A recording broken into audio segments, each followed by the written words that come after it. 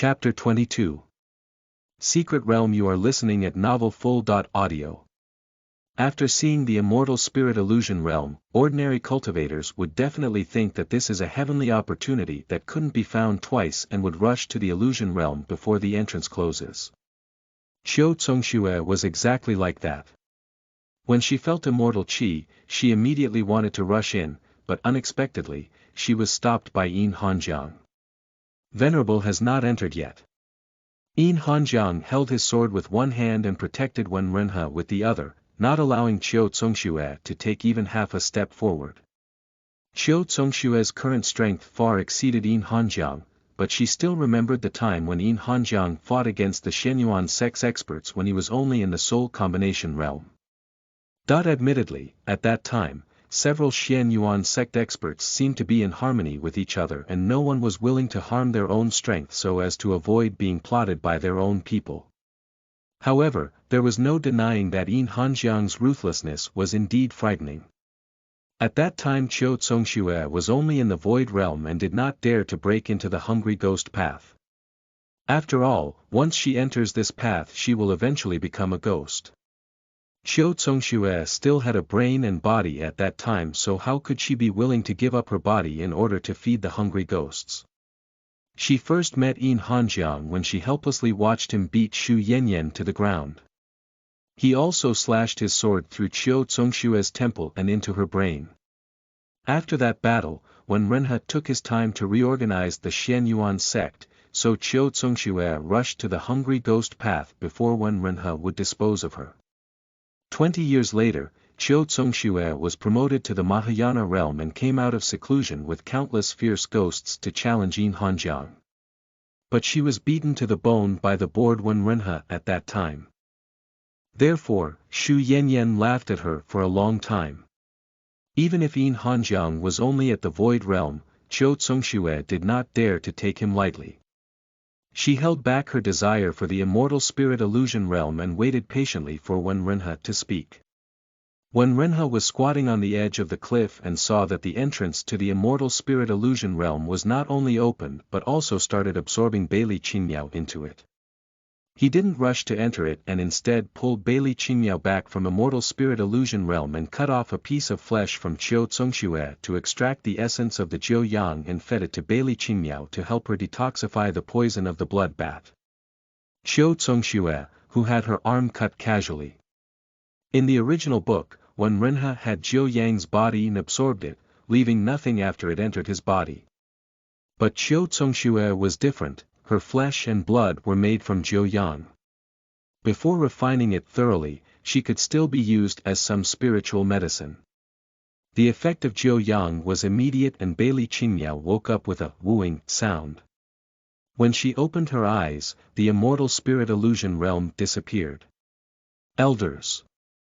Beili Qingmiao saw Wen Renhe standing beside her with a cold expression, so she rubbed her eyes and sat up saying, "Senior, Beili is still too incompetent and can't even avoid a little blood bath.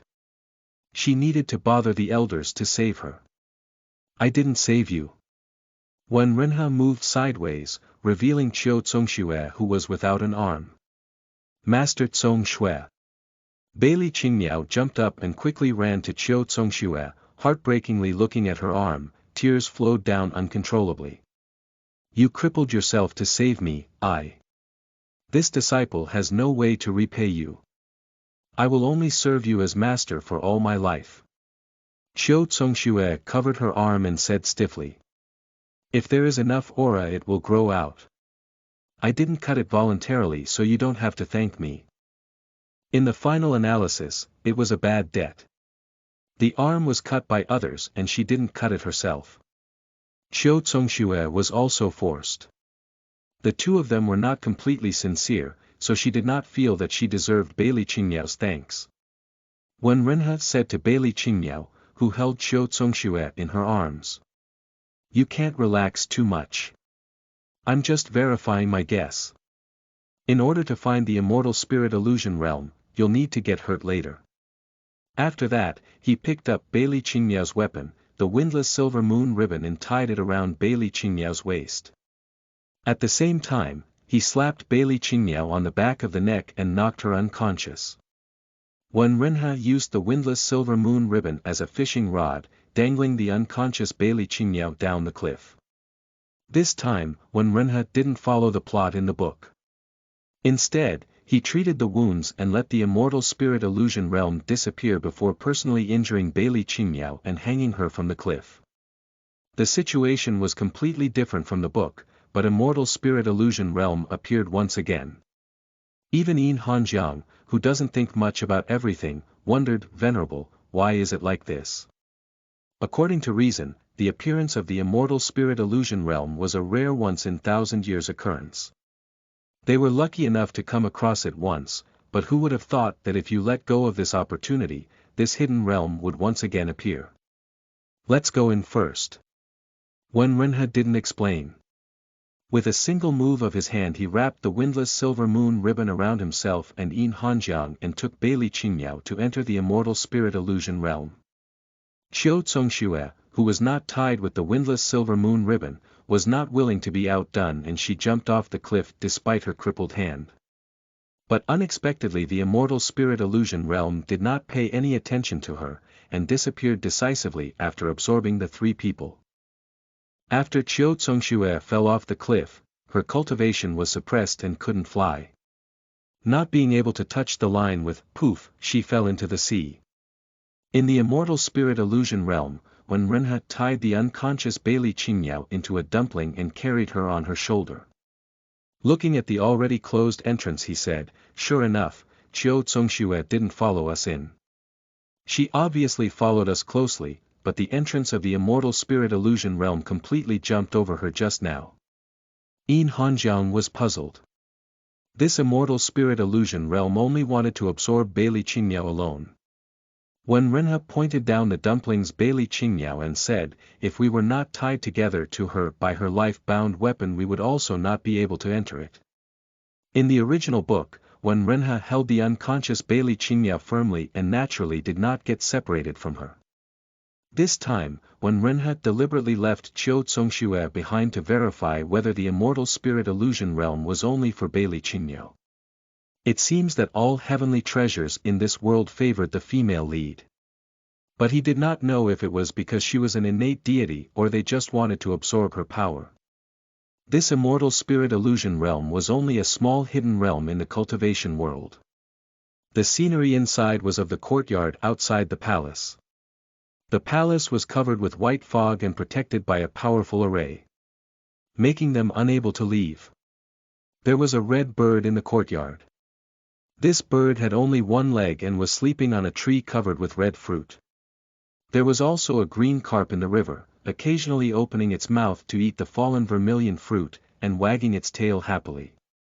A turtle was crawling on the stones near the river and a white cat was picking at the turtle with its paws, turning its shell over and sharpening its claws with the shell.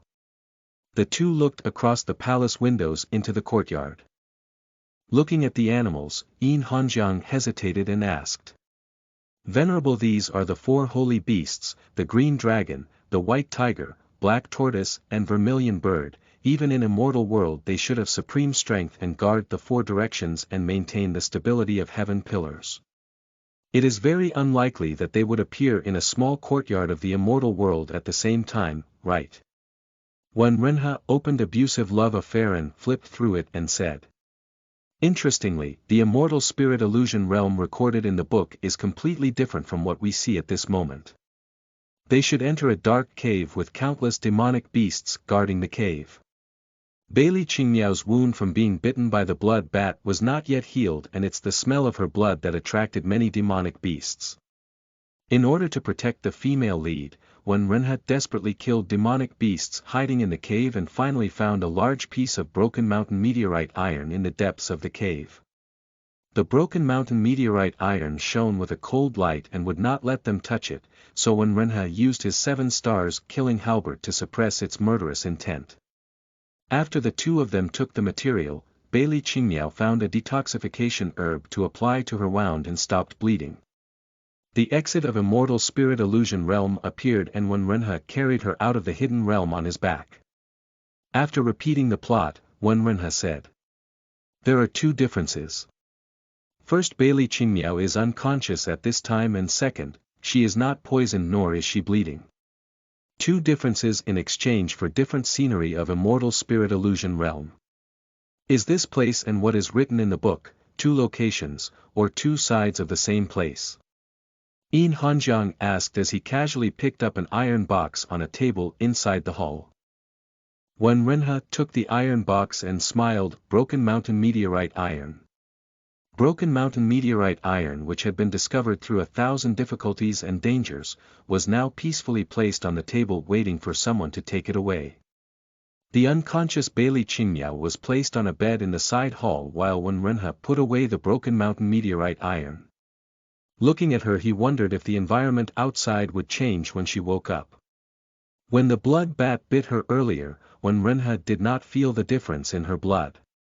But it did not mean that other beings could also not detect it. In this way, Wen Renhe used his genuine qi to cut a wound on Bailey Qingmiao's arm. The blood flowed out, but nothing changed around. Wen Renhe thought about it and raised his hand to force out the bloodlust that he had left in Bailey Qingmiao's body. Bailey Qingmiao woke up, rubbed her eyes and exclaimed. "Where is this? Why is it so dark?" The moment she opened her eyes, the immortal spirit illusion realm turned into a dark cave. Edited by Ninja, proofread by Neo. Chapter 23. Xianyuan Token. You are listening at novelfull.audio. When Renhe and Yin Hanjing watched as the palace courtyard turned into a black cave, Yin Hanjiang instinctively held his sword in front of Venerable to protect his lord. The ignorant Bailey Qingmiao put away the windless silver moon ribbon, and after observing the situation for a while she asked. "Two seniors, where is Master Qing Shui?" "Oops." As soon as she spoke, she felt a chill in her ankle and jumped out. She lit darkness with a bright light talisman, and with the help of light, she saw pythons crawling around her feet. The smallest one was about a few centimeters thick while the largest one was about 1 meter thick. The cave was very wide and there seemed to be some vague wind blowing. The group of pythons tangled together were spread all over the ground. When Renhe held Yin Hanjiang's hand and calmly said, "Don't move, I think, their purpose is not to hurt people." "Ah. I'm afraid of snakes." Bailey Qingmiao cultivation was suppressed, so she could not fly, so she jumped several times, looking like she was about to cry out. In the book, when Renhe saw so many snakes around, he immediately killed all of them, but the smell of blood attracted more demonic beasts. At this moment, after witnessing the surrounding environment change from the bright fairyland into a dangerous one, Renhe was in no hurry to attack. He said to Bailey Qingmiao, "Don't panic so much, choose an open space to stand, these snakes may not hurt you, so attacking them would be counterproductive." Bailey Qingmiao acted very obedient as she held back her fear and stepped on the open ground with her feet. As soon as she landed, the thickest snake crawled towards her and Bailey Qingmiao was tempted to scream and attack, but thinking of Wen Renhe's words she restrained herself strongly. When she was no longer afraid, she clearly saw the python raising its head and gently rubbing against her leg like a dog, and wagging the tip of its tail. Bailey Qingmiao. What's going on?" She was frightened as she stood pressing her back against the stone wall, shivering with fear.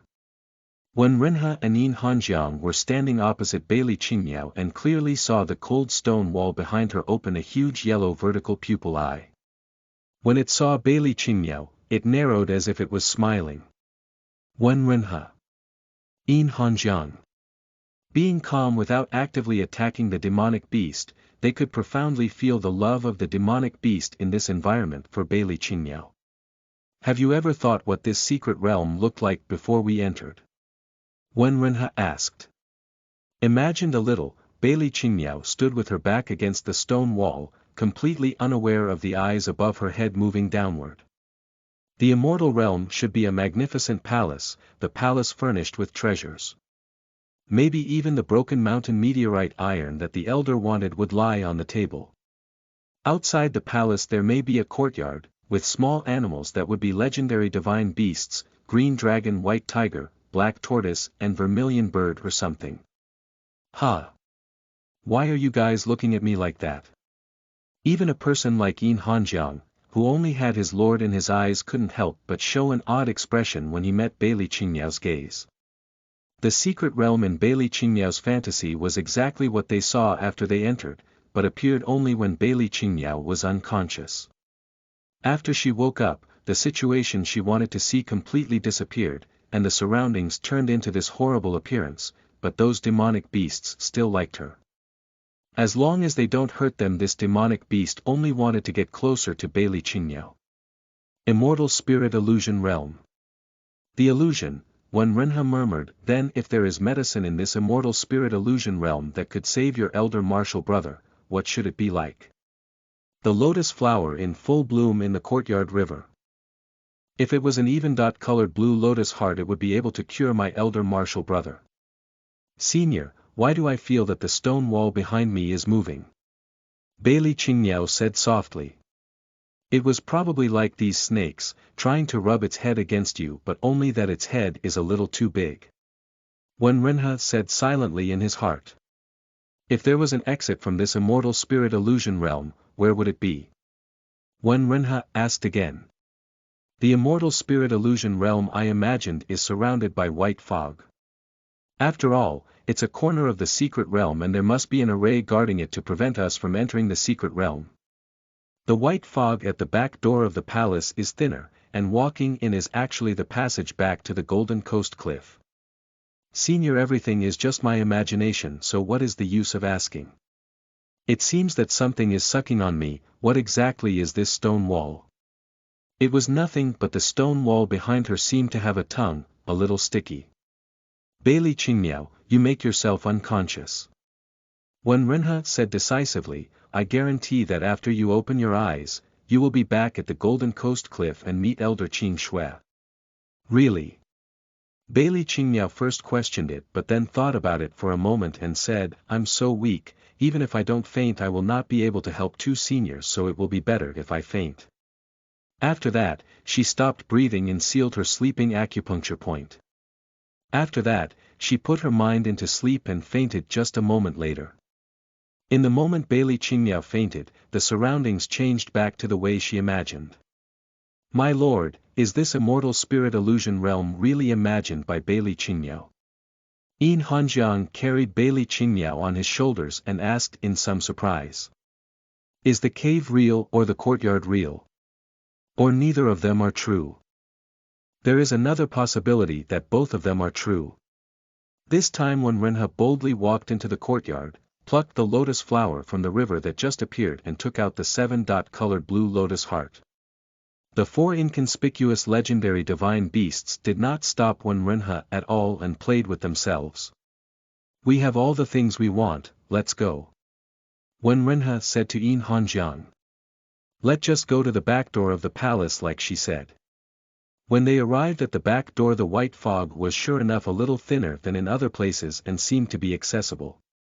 Yin Hanjiang put his hand into the white fog trying to scout the way for his lord but was stopped by Wen Renha. We'll walk together with our backs to each other, and we'll carry Bailey Qingmiao together. Wen Renha said. Yes. Two people went together side by side as they carefully carried Bailey Qingmiao to the other side of the white fog.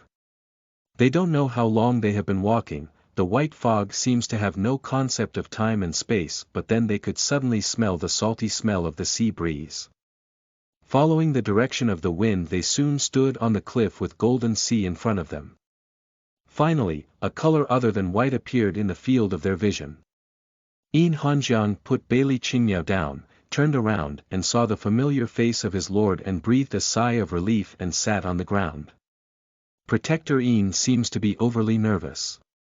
Wen Renha did not understand Yin Hanjiang's momentary relaxation which he saw just now. It was also the first time he had seen such careless appearance, so he sat with him on top of the cliff and asked. Yin Hanjiang said, I was worried that in the immortal spirit illusion realm not only what Bailey Qingmiao imagined would be true but also my thoughts. This subordinate was overly concerned. What was Protector Yin thinking about? Wen Renha asked. Yin Hanjiang lowered his head and didn't speak. On the way back he stood side by side with Wen Renhe and was able to touch his cold fingertips that did not feel like a living person. Yin Hanjiang was very afraid that when he returned to reality, he would turn around and see a corpse. When he was young, Yin Hanjiang woke up in a mass grave. At the age of 5, he carelessly stumbled around looking for his parents. His legs were broken and he could not walk, and there was also a corpse laying on top of him. After scratching around for a long time, he found familiar the patches of clothes belonging to the corpse that was holding him down, which were his mother's clothes.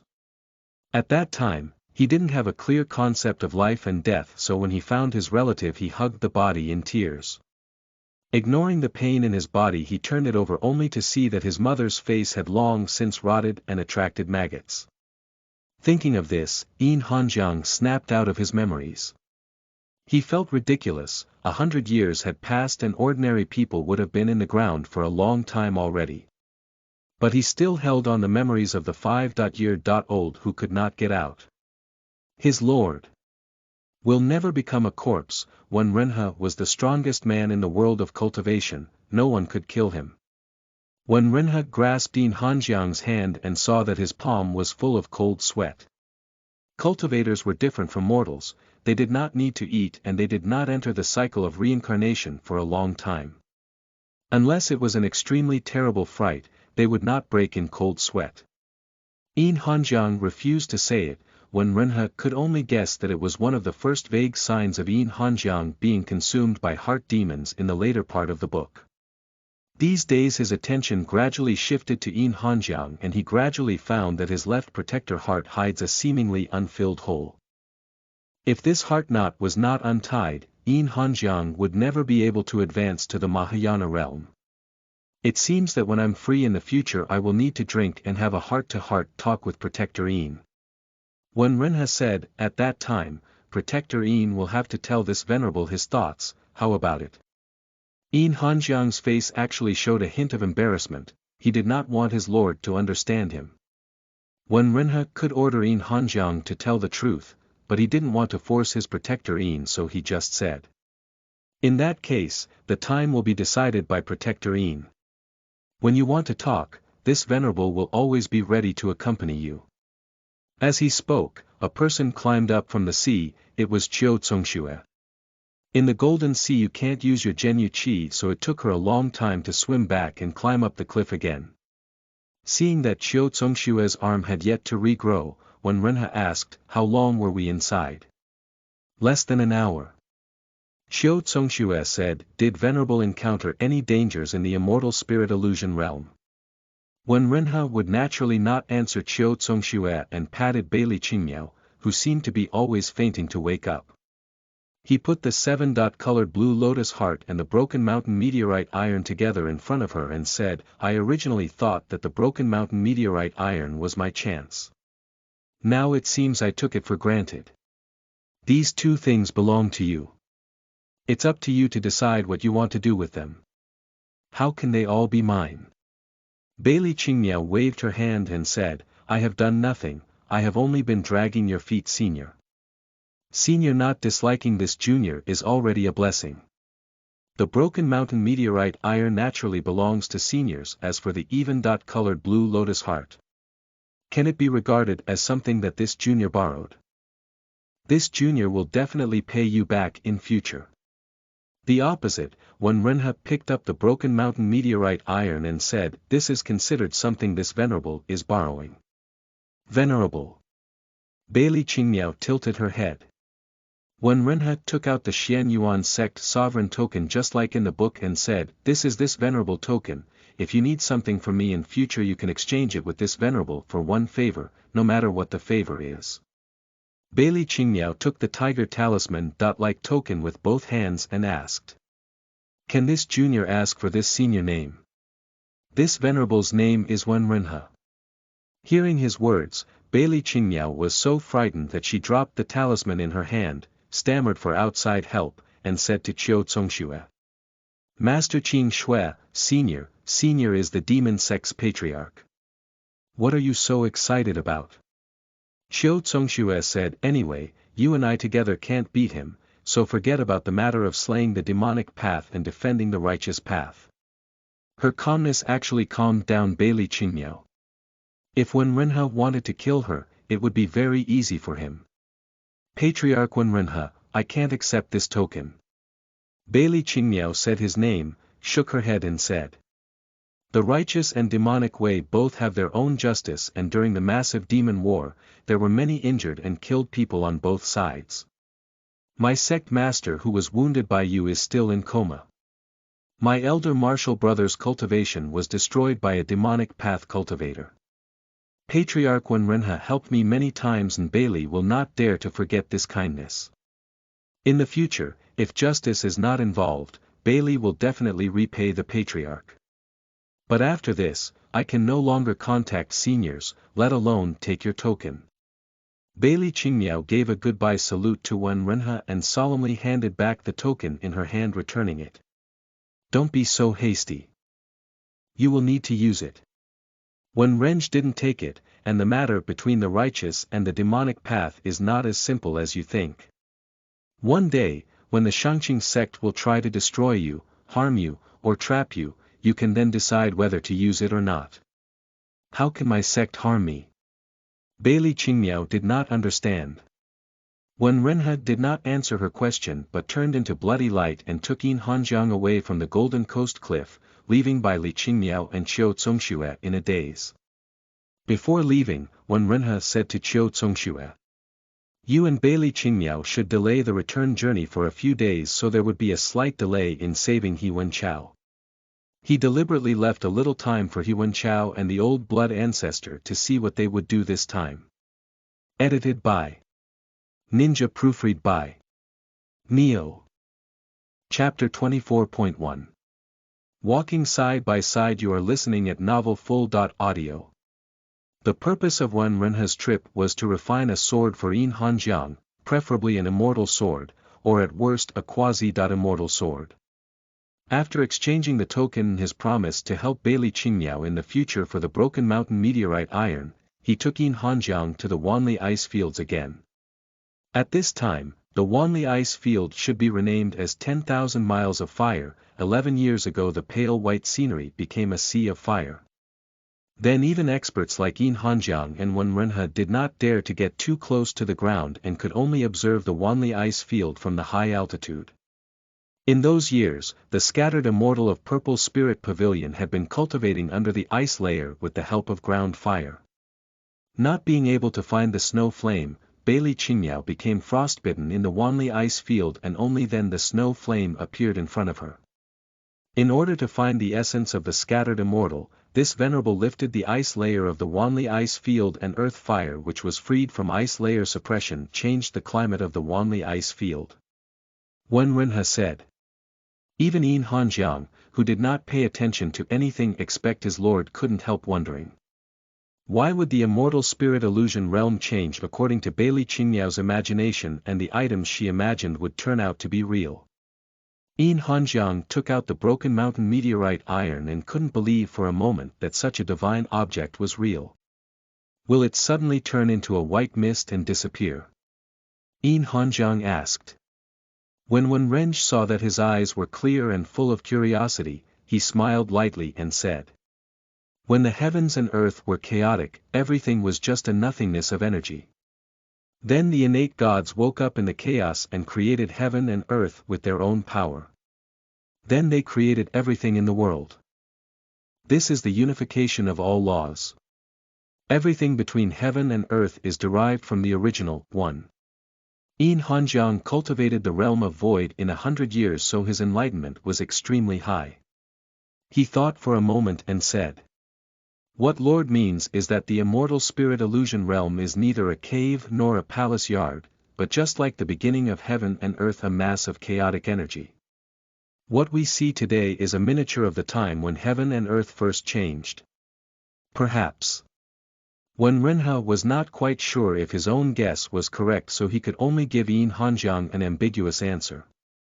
Then how can you explain that when her eyes opened it became dark and bright when she was unconscious? How is it like the candle dragon from ancient legend that opened eyes for day and closed his eyes for the night? It just happened all in reserve. Yin Hanjiang touched the broken mountain meteorite iron, still looking astonished. He always remained calm in front of Qiu Zongxue and Bailey Qingmiao, remaining as emotionless protector Yin. But in front of Wen Renge, he learned to show some curiosity. The book mentions that Bailey Qingmiao was born as an innate deity in her previous life. She was responsible for spreading disease, disaster and death in the world. No beauty could be seen by her eyes. Wherever she looked it would bring disasters. If the immortal spirit illusion realm is just a mass of chaotic energy attracted by Bailey Qingmiao, it naturally would reflect her fate faithfully. When awake, it was gloomy and scary, only in her dreams would it be beautiful. This was also the case with this book abusive love affair. You are the only one I will never change. As one comment said, the author gave the female lead a powerful divine personality, unbelievable qualifications, opportunities, a beautiful face and wonderful character, but after shaping such an excellent female lead, the author gave her to He Wenchao to trample on. Bailey Qingmiao probably could only get what she longed for in her dream. No matter what, this broken mountain meteorite iron is definitely real, and the 7-colored blue lotus heart can definitely cure He Wenchao injuries. It's just unknown if Bailey Qingmiao's treasure will have a chance to be used. Wen Renhe said. In fact, even if Qiu Zongxue became a scattered immortal, she could still return to the Xianyuan sect and get help obtaining some cultivation technique. With Qiu Zongxue intelligence, staying in the Shangqing sect will not have any influence on the other sect, much less become a nail from demonic path to righteous path. Just for this reason he should bring Qiu Zongxue back to the Xianyuan sect. The reason why Wen Renhe let her return to the Shangqing sect was because he was curious about how Qiu Zongxue, a variable in the plot, would change her fate if she stayed with the female lead. Wen Renhe was very interested in Qiu Zongxue's approach. After all, no normal cultivator would say to He Wenchao, if there is a need for medicine for a scattered immortal and rubbish disciple with absorbed nascent soul, everyone knows which one to save. After Bailey Qingmiao fainted, Qiu Zongxue was concerned, and wanted to recover her soul, which means she really became attached to her disciple Bailey Qingmiao.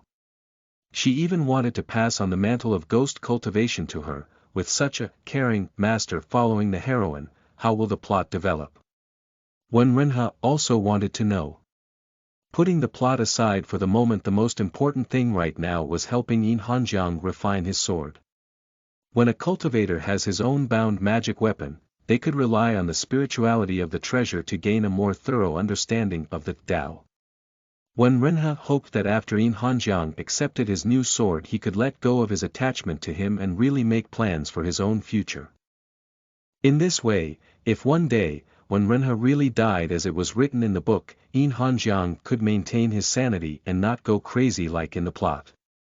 Red Underworld Sword, who already had its spiritual nature, sensed that Wen Renhe wanted to refine it. It came out of its sheath and was about to escape, but was enveloped by a blood-light cage. Venerable.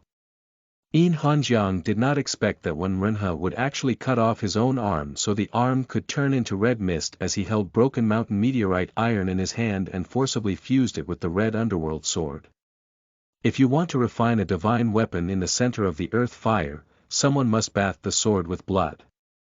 Wen Renhe said calmly, since ancient times, the masters of the demonic path would capture and refine cultivators above the nascent soul as the vessel of the weapon and lock their soul with magic treasure in order to refine the peerless magic weapon. Of course, the righteous cultivator who wanted to refine their magic weapons would not choose the same path, and they would try to capture spiritual cultivation. Spiritual cultivation was the spiritual things of heaven and earth, such as unicorns and other spiritual beasts, all belonged to the realm of spiritual cultivation. Righteous cultivators would take fragments of spiritual beasts that belonged to spiritual cultivation as a tool for refining, so they could refine quasi-immortal weapons. Of course, there were also some dying cultivators who would fuse with their magic weapon in order to gain new opportunities. None of the above methods would be used by Wen Renhe. Wherever it was, nascent soul cultivators or fragments of spiritual beast would have rich and pure genuine chi. But he as a blood cultivator was different, his body and soul was one. Mahayana realm cultivator arm was enough to match the entire genuine chi of nascent soul cultivator. Yin Hanjiang wanted to stop Wenrenha from refining his sword, but he was bound by a blood whip. He could break it with his cultivation, but this blood whip was made from Wenrenha's other arms, so breaking free by force might hurt his lord. Yin Hanjiang could only watch as the blood light wrapped around the red underworld sword and the broken mountain meteorite iron rushed into the earth fire, while Wenrenha recitated the heart mantra and his severed arm began to absorb the power of the earth fire like crazy. Boom, boom. The lava of the 10,000 miles of fire plain roared, and countless hot lava boiling under the surging ground fire splashed with countless fires. Heaven and earth seemed to sense that a divine weapon capable of stealing the energy of heaven and earth was about to be born, and the sky became enveloped in clouds as the heavenly tribulation began. Lava with temperature that could melt the rock spewed up high into the clouds, colliding with the first heavenly thunder, actually stopping the thunder with its power. During the lightning, a pure black sword gradually formed, when Renge immediately said to Yin Hanjiang, "Collect the sword." Yin Hanjiang, withstanding the pain in his heart, rushed into the lightning. He could not let the effort of his lord go to waste. Against the second heavenly thunder, Yin Hanjiang held the sword and warm current poured into the palm of Yin Hanjiang from the handle. He actually felt a trace of guardianship directed from the sword to him. Edited by Ninja, proofread by Neo. Chapter 24.2. Walking side by side. You are listening at novelfull.audio.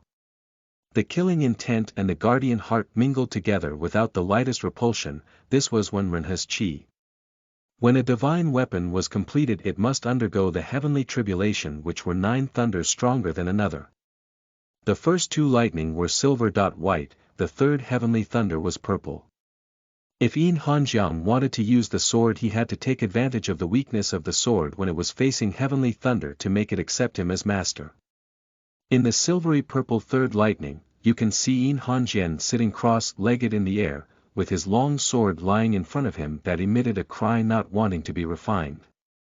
At this moment Wenrenha had nothing more to do. He was not far from the thundercloud position, as he looked at Yin Hanjiang. If it was Yin Hanjiang, he would be able to refine this sword. Wenrenha had such confidence in him. In the light of thunder, outside Yin Hanjiang and the long sword appeared a boundary, guarding a person and a sword. Then 4th, 5th, 6th, 7th heavenly thunder came as he remained there without moving. Each of the 9 heavenly thunders was twice as powerful as the previous one. The first one was tolerable, but from the right to 9 it was already strong enough to destroy the Wanli ice field. Under the 8th heavenly thunder, Yin Hanjiang's boundary finally showed a crack. The earth fire of Wanli ice field churned, and the temperature over the whole plain reached a terrifying point. If mortal iron was thrown into the sky, it would melt and disappear without a trace before it would be able to reach ground. In order to destroy this newly formed immortal sword, the thunder clouds gathered in a 100-mile radius. The clouds had completely turned purple as the 9th thunder was ready to strike. This time, Yin Hanjiang's boundary would not survive. If he did not subdue the immortal sword before then, both the sword and the man would be destroyed by the purple thunder. Yin Hanjiang tried to communicate with the immortal sword in the boundary, hoping that it would become his own sword. His divine soul released countless good intentions to the long sword, hoping that it would help him protect his lord. However, the immortal sword did not listen at all and was bent on breaking the boundary and getting rid of the control of heaven and earth. Why does this immortal sword refuse to be tamed? This was a sword made from the blood and soul of his lord, which should inherit a part of Wenrenha's path of slaughter. Yin Hanjiang told the sword that he wanted to protect Wenrenha, so why did the sword refuse to obey? At this moment, the boundary could not even withstand the pressure of the 9th heavenly thunder, and broke open under the thunderclouds, exposing Yin Hanjiang and the sword that was trying to escape to the thunderclouds. He could no longer control the immortal sword. The pure black sword even showed the intention of rushing towards the thunder cloud as if it wanted to fight against the thunder. Yin Hanjiang stretched out his hand and held the sword. The sword intent surged into his divine soul and he could hear the sword saying over and over. Battle, battle, battle. Yin Hanjiang was 18 years old when he came back to the border town in trance because of his fierce fighting spirit. Watching from afar as his lord suppressed all his cultivation and led his soldiers to fight like a mortal. When Renha did not try to protect himself with every move even when he was stabbed in the shoulder, his halberd didn't stop moving because of the pain. He stood dumbly in front of Venerable and wanted to become his sword and guard. But the Venerable when Renha's weapon was halberd, so he said to himself, "My lord does not need your protection. Does Yin Hanjiang's life have any meaning if he doesn't guard his lord?" The lightning light turned into a purple dragon, roaring as it swept confused Yin Hanjiang. When Renha, who was watching from afar, slightly raised his hand but finally lowered it after a moment. If he helped Yin Hanjiang at this time he would never be able to get rid of his heart demon. When Renha would not care if Yin Hanjiang died for him. What he cared about was Yin Hanjiang becoming crazy because of him. Devil Venerable was used to seeing life and death, whether it was his own death or the death of his subordinates he does not care at all. What he wants is to die properly, to give his best without regret. He hoped that Yin Hanjiang would understand that what he wanted was not a puppet, a subordinate who is only loyal, but a vanguard who can kill the enemy alongside him. The sharp sword that would pierce the heart of enemies. Yin Hanjiang, can you understand that? The purple thunder has completely enveloped Yin Hanjiang. When Renha quietly watched his disappearing figure, after all of it, is this the end? Suddenly, through the thunder and lightning, Sham, a long-distant chant as a lightning sword, faced against the sky thunder, cutting through the sky into the thunderstorm. Just like black dragon in the purple thunder clouds tumbling, countless sword lights flash as thunderclouds suddenly scatter. Yin Hanjiang, dressed in rags, held the sword in his hand. The hilt of the sword was pure black and the body sword shone like stars. When Renha said in a deep voice, "Your name is Alcade, the Alcade sword." Alcade stars symbolizing destruction shone unusually dazzling as the Alcade sword buzzed constantly. When Renha's 7 killing stars halberd could also not control its trembling. It was from joy. Happy that heaven and earth gave birth to a magic weapon that fully understands it. Happy that there was finally a weapon that could walk side by side with it till they ascend to heaven. On the road to cultivation, there was never a shortcut. Since he had made up his mind to take the path of breaking the sky, sacrificing even his body to become a god. On this path no one needed to guard but they fought against the way of heaven with their own strength. Yin Hanjiang slowly flew to Renha, his eyes were deep and hard to read. This time he did not kneel down but looked straight at Renha as he said in a loud voice, "Yin Hanjiang understands. Not a subordinate, but Yin Hanjiang." When Renha laughed cheerfully, the 7 killing stars halberd nudged down the Alcade sword and they kept buzzing. When Renha said gratefully, "Between heaven and earth I am happy to have one person who is parallel to this venerable." Yin Hanjiang also showed a light smile. This time, he finally did not fail to live up to the teachings of his lord. He subdued the Alcade sword and his sword intent also became stronger. When Renha doesn't need Yin Hanjiang's protection. What Renha needed was a companion who could stand back to back with him, holding his own weapon as they go against the will of heaven. When Renha let go of the 7 killing stars halberd and let it chase and fight with the Alcade sword, he raised his hand and held his hand as he faced Yin Hanjiang. Both palms clenched into a fist as he made a silent oath with his eyes. The two of them looked at the sky at the same time and saw Polis and Alcade stars reflecting each other's brilliance, shining with even stronger brilliance than before. But at the same time, Dubhe, the star symbolizing lust, who was nearby also shone brightly, almost overpowering the light of Polis and Alcade. When Renha and Yin Hanjiang looked at each other.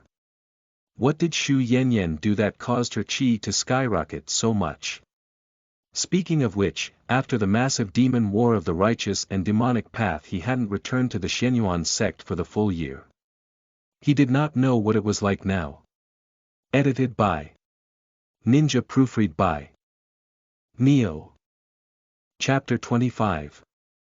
The following offense. You are listening at novelfull.audio. When Renha planned to kidnap Zhong Liqian after refining the immortal sword. But at this moment he saw the brilliantly shining Dubhe, star symbolizing lust, in the sky. Suddenly, he remembered that he still had a sect under him.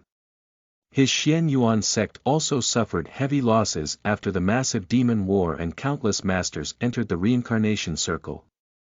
From his 4 altar masters, 3 were seriously injured and 1 ran to Shangqing's sect after becoming scattered immortal. After the left protector and Devil Venerable disappeared, there was only the right protector left. Speaking of which, even if this lord kidnaps Zhong Liqian, there should be a place to hold him. Wen Renha said. The right protector knows more about the love affairs between men and women than any of us. So we will leave the arrangement of Zhong Liqian's affection for Beili Qingmiao to her. After accepting the immortal sword, Yin Hanjiang realized that he could not only be his lord's puppet, but Wen Renha's helper who will help him share his worries. He thought hard and said. The right protector is not without ambition. The Xianyuan sect has no leader, so I am afraid it is in chaos. I think she's living a good life. Wen Renha looked at the Dubhe and said. It's okay, there are still a few decades before Beili Qingmiao and Zhong Liqian meet, so we have plenty of time to go back and reorganize the Xianyuan sect. Yes. Yin Hanjiang answered. Before leaving, Wen Renha looked down at the 10,000 miles of ice plain that had been struck by the heavenly lightning. Originally, in another 100 years, the new ice layer would cover the ground fire below, so it could become Wanli ice field once again. But after the lightning struck, it consumed a lot of the power of the fire, so the mountain rocks became the soil that would slowly cover the ground fire, gradually putting it to sleep. Under the thunder and fire, the new land contained a huge amount of energy, and this energy could breed new life. The land under his feet would become a huge plain sooner or later. When Renha glanced at it and then stopped paying attention as he turned into bloody mist and vanished away. Yin Hanjiang used his sword to keep up with Wen Renha. Wen Renha did not reduce his speed to wait for Yin Hanjiang this time, because Yin Hanjiang's sword speed was much faster than in the past. Seeing that he could keep up with him, Wen Renha sped up once again. Yin Hanjiang used his Alcade sword to keep up with Wen Renha, maintaining a distance of half a body between them. It was not until Wen Renha increased his speed to twice the previous speed that Yin Hanjiang's acceleration stopped. It took them more than half a day to come to the Wanli ice field before, but this time it took them only an hour and a half to return to the feet of Xianyuan sect. Wen Renha did not return directly to the general altar, but stopped nearby and said to Yin Hanjiang with satisfaction. Protector Yin finally understood that the imperial sword is not just a mindless weapon. In the past, Yin Hanjiang always flew slowly, not only because of his low realm but also because his magic sword did not connect with him. He needed to suppress the sword chiming all the time, which slowed down Yin Hanjiang's pace. Sword cultivators were originally the strongest of all cultivators. Protector Yin was able to overcome stronger people with his weaker cultivation because you were controlled by your magic sword. This was not your power, nor was it your sword intent. This time you fused with your own bound magic weapon, so let this lord see how strong your sword cultivation really is. Wen Renha said, looking at Yin Hanjiang with an encouraging look. Yin Hanjiang, however, stared at Wen Renha's arm that still had failed to regrow till now, his expression not very good. Don't worry, Wen Renha covered his arm. After all, it's just some separation of flesh, it will not be too difficult to recover after a while. A few minor injuries will not affect my acceptance in the Xianyuan sect. Yin Hanjiang clenched his sword in his hand. He would never let go of this sword refined by his lord's blood and soul. He clasped his fist and said. The mountain protection array of Xianyuan sect has changed, which is completely different from that of the past. This subordinate will open the way by breaking the array. That won't be necessary, Wen Renha said, suppressing Yin Hanjiang's fighting spirit. I'd like to see what the right protector was doing these days. If we break in directly, people like her who are knowledgeable about it will surrender immediately, and it will be meaningless. Wen Renha concealed their bodies with technique and then turned around outside the formation, and sure enough found several disciples going back and forth. They were all strangers to him and he did not know where they came from. Wen Renha attached himself to the body of one person and followed the team quickly, mastering the formula of the new array. He silently left that disciple's body and returned to the mountain protection formation, opening a small entrance for him and Yin Hanjiang. The Xian Yuan sect did not have the sect rules that prohibited one from flying inside the sect or fighting between fellow disciples in private. Everyone was free to challenge the mountain gate which showed who was at the bottom and who was at the top. Wen Renha and Yin Hanjiang came directly to Shu Yanyan's cultivation place. Her cultivation place was on a mountain peak in the main altar where the spiritual energy was relatively dense. She built a luxury palace that was full of bedrooms, hot springs, lawns, etc. Convenient for Shu Yanyan to practice at any time.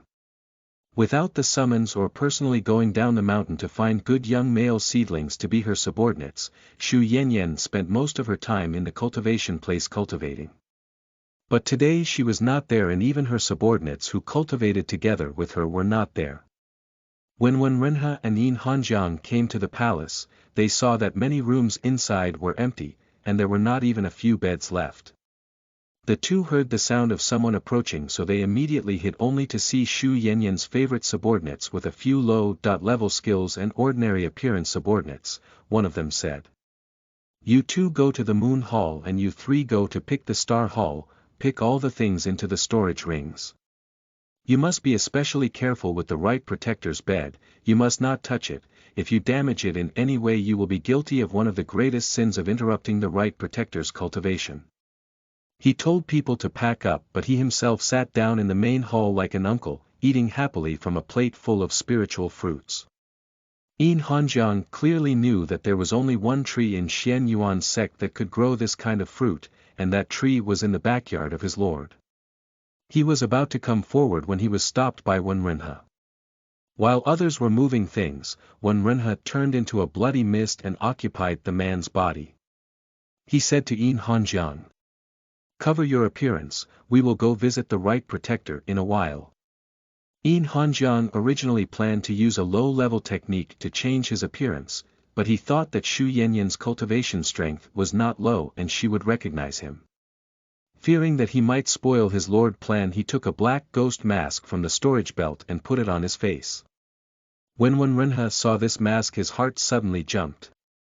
As soon as he was about to say something, he saw some of his subordinates return and say to him, "Lord Helion, we've packed up." Hearing that, he suppressed the question in his heart and said, "Follow me." He then looked at Yin Hanjiang wearing a ghost mask and said, "You follow me too." Several of his men peeked suspiciously at the sudden appearance of Yin Hanjiang so he added a trace of anger in his voice. "What are you looking at? This is a new disciple that the right protector doesn't want anyone to see, so keep your head down." At first, some of the people who were led up to the mountain by Shu Yanyan were reluctant to let people see their faces so several subordinates did not dare to question it. They quickly followed Lord Helion and flew to the main peak where Wen Renha lived. As soon as he arrived at the main hall of Xian Yuan's sect, he saw Shu Yanyan wearing a gorgeous red dress and talking with another subordinate. One of her subordinates said, "My lady, the 4 altar masters have been brought to the main peak, what should be done?" Shu Yanyan thought for a moment, smiled beautifully and said, "Master Yuan was born too ugly.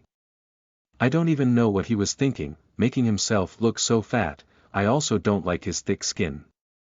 I will seal his cultivation and lock him in an underground water dungeon.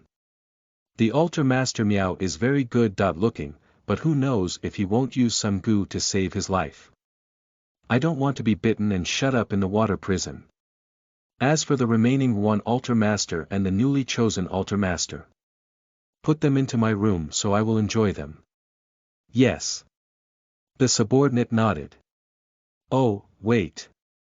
Xu Yanyan suddenly stopped him, held up the man's chin and left the kiss on the face of the extremely handsome subordinate as she said in a very delicate voice.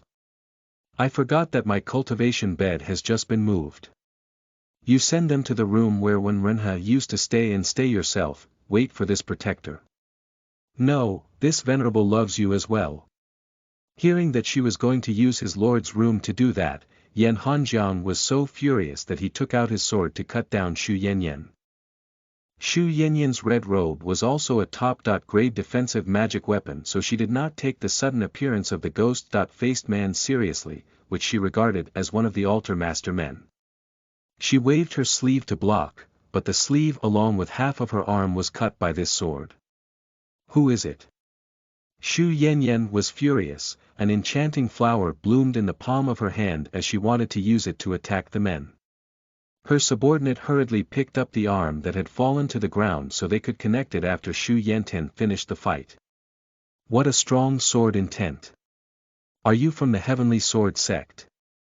How did you sneak into my Xianyuan's main altar? Xu Yanyan exclaimed, using her genuine qi. The flower in her palm opened and countless blood-red flowers paved the road at the foot of Yin Hanjiang in the main hall and transformed into 12 heavenly demons right in front of Yin Hanjing. The 12 heavenly demons were good at evoking the demons of the human mind and destroying the cultivator's dantian. The cultivator mind would be controlled by them as soon as he relaxed even for a moment.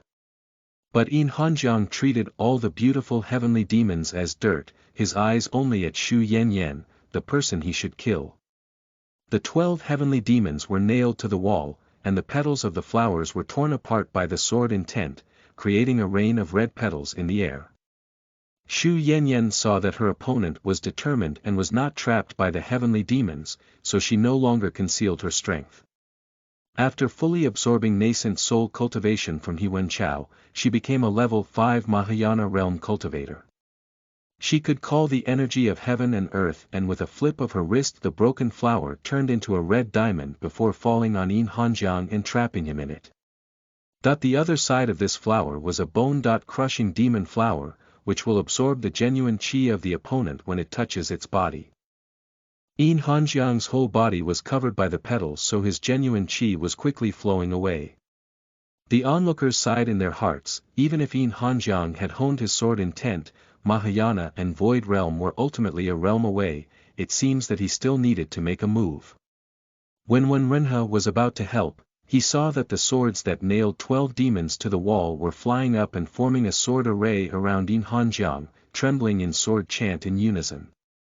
The red flowers trembled under the sword chant, and the man wrapped in the flowers, with a sword in his hand split the 12 swords into countless small swords, and using his sword intent destroyed the flower.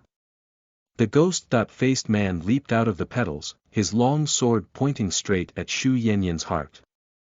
Xu Yanyan failed in her fight with Yin Hanjiang and she couldn't dodge. Although she dodged the vital wound, she was still pierced in the left arm by the long sword. She endured the pain and told her men, "What are you waiting for? Set up a formation." But then her man named Helion suddenly released a cloud of bloody mist and condensed into a one-armed man. That person stood behind the ghost-faced man, calmly said to Xu Yanyan. "Right, protector, this Devil Venerable was not in the Xianyuan sect these days. Did you work hard to represent the Venerable these days?"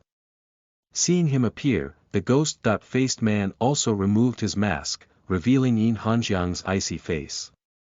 As soon as she saw their appearance, Xu Yanyan immediately knelt down on her knees and said, "My lord, you finally came back. The 4 altar masters intended to plot a rebellion. This subordinate had a hard time subduing them. The author has something to say." Xu Yanyan. I was woken up from my short dream. Edited by Ninja, proofread by Neo. Chapter 26.1. Straightening the sect. You are listening at novelfull.audio. Tell me all about it. In the main hall of the Xianyuan sect, a one-armed man in black sat on the highest seat with a sword guard on his left side. There were several rows of people kneeling below. 4 altar masters and 1 protector. These 5 people were kneeling in the first row, followed by their subordinates in the rear.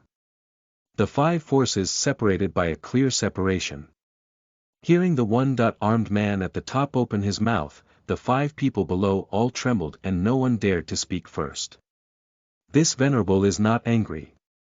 When Renha only remaining arm propped up on the armrest as he enjoyed looking at his subordinates he leisurely spoke. This daddy is just curious, 2 cultivators at the peak of Void Realm, 2 level 7 Mahayana Realm cultivator, how did you all get caught by a Mahayana level 5 protector's net? Noel Dutton, seeing that several people below still did not dare to speak up, when Renha added. Having gotten along for nearly 100 years, you should know this, Lord. I don't care whether my subordinates rebel or not, the Xianyuan sect is a demonic sect. There is no taboo cultivation here, and I don't care whether you practice poisonous goo, charm, ghost cultivation, turtle shell power or whatever. The Xianyuan sect can tolerate all your small minds, but the only thing I can't tolerate is useless people. As soon as he said this, Xu Yanyan became energetic. Her kneeling was still standard, but her back became straighter. In this rebellion, no matter what was said, she was the ultimate winner, according to the Lord, so she was the most useful and much better than the 4 kneeling next to her. Seeing Xu Yanyan kneeling straight, one Renha said. Protector Xu, this venerable observes that you seem to have something to say. Venerable. Xu Yanyan said in a loud voice. In fact, this matter is not my fault after all. My subordinates were just trying to prevent the internal strife of several altar masters. This protector has the right to represent the Lord when you are not in the sect. How can my subordinates not be distressed and not intervene to stop it when they see several altar masters fighting? As for the matter of moving altar master Shirtan and master Wan into the room, you are aware of this, subordinate. If I am handling this matter, shouldn't I get some benefits for myself? When Renj nodded in satisfaction and said to Yin Hanjiang. Protector Yin, remember what Venerable said before. If you and I were to break into the Xianyuan sect directly, the Protector Shu would directly welcome this Lord, so there would not be so much excitement to watch, would there? It was the first time that Yin Hanjiang had seen such a mischievous performance from his Lord. He laughed in his heart, but did not show it on his face, just saying obediently. What the Venerable said is true. When he said this, Xu Yanyan could not make up for it, no matter how thick-skinned she was, so she had no other choice but say. This matter still started because of Altar Master Wan. If he didn't support the appointment of Altar Master Shirtan to join hands with him to deal with Altar Master Miao, who had just advancement Mahayana and had no special cultivation technique and could still not use any charm skills, how could I subdue the 4 Altar Masters? Xu Yanyan, don't you dare to spit on people. The grumpy one altar master could not stand it anymore. He slapped the floor and said. Is altar master Shirtan supported by me? Pat yourself on the chest and say it again, who supported him up. Am I so fucking blind to work with such a 2-faced, 3-dimensional little white boy? Altar master Shirtan was a thin man with pale skin and a sick complexion. He looked like a weak scholar. Hearing what Altar Master Wan said, he lifted his hand to cover his lips, coughed gently and said weakly. Ruan, I don't understand what you mean when you say I'm a double-faced, 3-dimensional man. From the beginning, I didn't intend to cooperate with you. You came to me and said a lot of things in order to teach Altar Master Miao a lesson. You also took advantage of my illness to weaken all the goo worms of the Master Miao. Can I not discuss such a big matter with the acting patriarch and the Master Altar Yuan? As soon as he spoke, the Miao Altar Master said gloomily. The result of your discussion was that according to the Altar Master Ruan's original plan, you gave me sick chi and made all my companions sickly. Then let Master Ruan take a big hammer and smash me into more than 1,000 pieces, right? The pale face of the new Altar Master showed a trace of abnormal flush as he said softly. Look at what you said, isn't Altar Master Yuan also sick?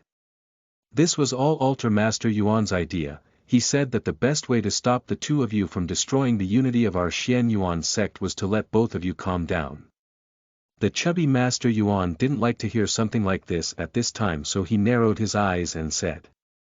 But, Master Shirtan, I didn't ask you to tell them that I forced you to do it. Nor did I ask you to leave a breath in the altar. Master Miao giving him the chance to let his goo worms bite me. What's wrong with biting you? Altar Master Miao sneered, I'm just annoyed that I've been beaten more than 1,000 times by some fool and have no genuine qi to maintain it. Otherwise, I would directly use your fat body to raise goo worms and your genuine qi would be enough to raise goo king. Master Yuan, why don't you tell me about the secret technique you performed on me before you forced me to pass the sick qi? Master Shirtan said. It was you who secretly supported me to take over the position of Master Chiu and also secretly promised me that when Renhe was dead and when the time came you would be the new Devil Venerable and I would be your protector. In order to control me, you took a strand of my soul and engraved it on the token. If you crush the token, my soul will be severely damaged. It would be impossible for me to advance to the Mahayana realm forever. In order to get the token back, of course, I had to cooperate with Master Miao to protect myself. Look, Venerable, can you still blame your subordinates for this? Shu Yanyan's slender jade finger pointed to the four people, with an innocent expression and said. When I arrived, the altar Master Miao was beaten into a meat cake. Master Shirtan was about to take Master Yuan's soul and refine it, and one holding the turtle shell coughing and vomiting blood cursed altar Master Shirtan for betraying him. As the acting sect patriarch, how could I let them act so recklessly in the main altar? Naturally I had to treat them equally and completely subdue them. When Renhe nodded slowly. Well, what Protector Shu said is very true, but I still need to trouble Protector Shu to burn this cultivation bed that is 100 meters in length and width that was moved into this venerable room. This venerable doesn't need a bed this big. Shu Yanyan's face stiffened as her back bent deeply again, and said timidly. My lord, this is 10,000-year cold jade bed, I spent decades of effort to collect the materials to polish it, it can't be burned. Then smash it, Wen Renhe said indifferently, you smash it with your own hands and move it piece by piece, this venerable will watch you do it. Yes. Shu Yanyan didn't dare to speak again, her arms still at her feet. She did not dare to look up. Hearing that the venerable began to punish his subordinates one by one, the four altar masters did not dare to blame each other anymore. All of them shut their mouths and waited for Wen Renhe to deal with them. Protector Yin, what do you think are the sins of all of them? Wen Renhe did not make a decision directly, but asked Yin Hanjiang for his opinions. When Yin Hanjiang heard that these people did not even try to find injured Devil Venerable but were fighting for power to profit from it in the Xianyuan sect, he was already furious in his heart, so when he heard Wen Renhe words, he said decisively, right, Protector Shu Yanyan was presumptuous, occupying the Devil Venerable cultivation place and even calling herself Venerable. When she destroy her cultivation bed, scatter her subordinates, seal her tongue so she will abstain from sex and speech for 100 years. Too cruel. Shu Yanyan looked at Yin Hanjing and felt that the left protector was different from the past. Edited by Ninja, proofread by Neo. Chapter 26.2. Straightening the sect. You are listening at novelfull.audio. Yin Hanjiang ignored her and continued. As for the four altar masters, as Venerable said, their greatest sin is not committing crime but incompetence. These four only cared about killing each other and let the right protector benefit from it. Not worthy of being altar masters because they were cheated so easily by the right protector. However, it was not easy for Altar Master Wan, a single person, to defeat two other Altar Masters Shirtan and Miao, so his punishment can be reduced appropriately. Wen Renhe was a bit surprised as he looked at Yin Hanjiang and said, I thought you treat everyone equally except me. I never thought that your relationship with Altar Master Wan was so good. Yin Hanjiang pursed his lower lip and did not answer. It was not that he was on good terms with Altar Master Wan, he just fought side by side with Altar Master Wan during the massive demon war. Then it will be as Protector Yin said. When Renhe tapped his fingertips on the armrest and gave the order. Shu Yanyan's mouth was still useful, so he didn't seal her mouth but made her destroy all the beds, burn everything she bought to his cultivation place as well as made her subordinates do all chores of the general altar.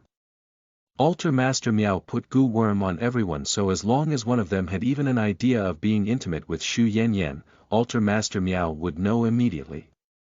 As for the 4 Altar Master, when Renha thought that incompetent people only deserved to be punished by incompetent people, so he told Altar Master Shirtan, Yuan and Miao to think of the way to punish each other and then report the result. As for the Altar Master Wan, since Protector Yin begged for mercy, he let him go. In just one day, when Renha has straightened out the messy Xianyuan sect, making everyone peaceful and no longer daring to have any dissenting thoughts. After watching the 3 altar masters for a while, he also used goo parasites on them. After punishing them, when Renha became slightly bored, so he took Yin Hanjing back with him to his rooms. Xu Yanyan has already broken the big bed with tears, and put it back to the earth one by one. A few years later it would become a jade mine. She even said to herself that the bed had just been moved in and it would come back before she had done anything about it. Looking at Xu Yanyan's expression when she said this, she seemed to be quite regretful. Regretting that she didn't enjoy it even once before the Venerable came back. As soon as he entered the room, Yin Hanjiang detected a fragrance that belonged exclusively to Xu Yanyan, which stuck to the room due to her bed. He frowned and unsheathed his alcade sword, used his sword qi to drive the smell away. No need to go through this trouble. When Renha said, just let Xu Yanyan clean this room of mine with her own hands. I don't need her. This subordinate will go and do it. Yin Hanjiang held his breath and said. When Renha did not stop him and just asked Yin Hanjing about Altar Master Wan. Yin Hanjiang told him everything, even how Altar Master Wan did not miss scolding him at that time. When Renha raised his eyebrows hearing it and said. Oh. It turns out that Altar Master Wan has such a habit, it seems that we can't satisfy him. Satisfy. Yin Hanjiang directly cut his next words, becoming silent. How can he be satisfied? When Renha, seeing his shocked expression, quickly added. Didn't he miss his granny? Choosing one of Altar Master Chiu ghost cultivators, whose corpse is already rotting and full of maggots. This Venerable really wants to see how he wants to live. Yin Hanjiang became relieved and said in a low voice. It's just some lip service. I was just scaring him. When Renha said. When this Venerable is not here, the order of the sect is up to you as my protector. During the massive demon war, what you did not only save this Venerable but also reserved the situation of the whole war. Ruan Wei helping you is what he should do, so there is no need to thank him. This Venerable also wants him to know that he can't talk nonsense about you and not everyone can scold you. Seeing that when Renha was supporting him, Yin Hanjiang felt a sweet taste in his heart. He silently stood behind Wen Renha and let the Devil Venerable help him out. The ghost cultivators of Altar Master Chiu had long been taken over by Master Shirtan. As soon as he heard that he could personally choose punishment for Altar Master Wan while coughing and patting his chest, he said that he must carefully select a subordinate to double cultivation with Altar Master Wan, and also deliberately begged for a copy of the heart method from Protector Shu. The ghost cultivators under him who still had flesh heard that they could find one altar master to make up for it and signed up to offer their bodies with great enthusiasm. Yin Hanjiang. He always felt that Master Shirtan couldn't scare him anymore. After Wen Renha saw that Xianyuan sect cultivators returned to the previous mode of harmonious coexistence. Instead of going all out to make trouble and harming ordinary people, they had contained their ambitions internally. He became very satisfied and then went back to his cultivation place to read calmly. Naturally it was to read Abusive Love Affair. It has been about a month since Bailey Qingmiao bid farewell to him, so even if Altar Master Chiu wanted to drag it out, she should have already returned to Shangqing sect. He was also eager to see He Wenchao's side and whether his nascent soul cultivation had recovered. The author also revised the text again, recording the whole process from Bailey Qingmiao's point of view, since she bid farewell to her brother in the Shangqing sect to the search for treasure in the immortal spirit illusion realm. The comments section exploded after the text revised, their number much larger than that of the original text. Wait. What did Bailey Qingmiao say about this senior's name? Wen Renhe. How could my overbearing and handsome male lead number 2 become Bailey Qingmiao's elder? To tell you the truth, when this black-clad senior who gave Bailey Qingmiao a fire feather cape so she could go to the Wanli ice fields and the author did not describe his appearance in detail, I thought he was some old man. You are right with the old man part. Wen Renhe is more than 300 years old but still has a good face. No matter how old he is, wasn't he Wen Chao married to a 1,000 years old purple spirit pavilion master? Our Devil Venerable is only 300 years old, so isn't he still considered young in the cultivation world? If the senior in black is Wen Renhe, then the man who absorbed the flame in the snow is Yin Hanjiang. Yuwu, the shadow of childhood has come back, who will light the corpse oil lamp for me. After rewriting the text, Wen Renhe said that Broken Mountain meteorite iron was for Yin Hanjing's sword training. Wait a moment, I need to run through it. Wen Renhe was protecting Bailey Qingmiao so she could find snow flame in the snow for Yin Hanjing, took Broken Mountain meteorite iron for Yin Hanjing, give the heroine a token because of Yin Hanjing. I seem to have found something remarkable. What was the author stimulated by in recent years? All female leads things were given by the male lead number 2 to male lead number 4. Plot of male lead being saved by the female lead was also given to. I don't know where it went. Maybe Elder Qing Shui, who comes out of nowhere and seems to have a problem with her brain. Speaking of Qing Shui, I have a good feeling about her. She really takes care of the female lead all the time and ignores He Wen Chao. With her protection, the part of the story where Bailey Qingmiao being imprisoned by He Wen Chao's wife should also change, right? But the imprisonment plotline is an opportunity for Bailey Qingmiao and Zhong Liqian to meet. If Qing Shui protects the female lead, how can Zhong Liqian still appear? I love him the most, Wuwu, I just can't. I am looking more and more forward to the future plot. The author didn't revise to the point of Bailey Qingmiao going back to the sect, so I don't know if He Wen Chao still sleeps with Sister Lu, in case he did. I am looking forward to Elder Qing Shui's reaction. Looking forward to Elder Qing Shui plus 10086. Killing He Wen Chao and rising a reincarnation flag, praising Qing Shui. The revised plot did not reach a point until the female lead went back to the sect with Qiu Zongxue, when Renhe closed the book and thought about how to kidnap Zhong Liqian. Call the right protector here, there is a chance for her to redeem herself. Wen Renhe said. The author has something to say. Altar Master Shifan. Master Wan, this is the subordinate carefully selected by this altar master according to your requirements. Do you like this skeleton? Or do you like the rotting corpse? Altar Master Wan. Wen Renhe. Say again, who do you want to date? Altar Master Wan. Edited by Ninja, proofread by Neo. Chapter 27. Dozing off in literacy meeting. You are listening at novelfull.audio. Kangdong Mountain, outside Wulyo village. Devil Venerable stood there with his left and right protectors. The left protector stood with his alcade sword and the right protector held a lute. She was covered with a light veil and wore a graceful water blue shirt as she was playing her lute for the people. She unintentionally revealed a scar on her right arm, as if she had suffered some kind of injury before, which looked hideously across her jade arm, making people feel sorry for her. This was the courtyard outside of Wulyo village, where mortal scholars like to come to recite poetry and discuss their teachings. This was also the stronghold of the Zhong family, who recruited talented people who came here. The biggest difference between the cultivation family and the major sects is that in sects, members are various people of the world, while in cultivation family, members were born. The Zhong family was a family of scholars whose elder was a cultivator who lived in Wulyo village. But the branch families would enter the imperial court through imperial examination to assist the appointed emperor. This was the path of the cultivation family, just like when Renhe fought in the wars to seek his path. the Zhong family was walking the path of the holy wisdom, using poetry and preaching books and sought after the scholarly path as a path of cultivating truth. The ancient poet Immortal Qinglian Sword Immortals, 10 Steps to Kill a Person, 1,000 Miles to Not Leave a Trail, was also practiced on this path.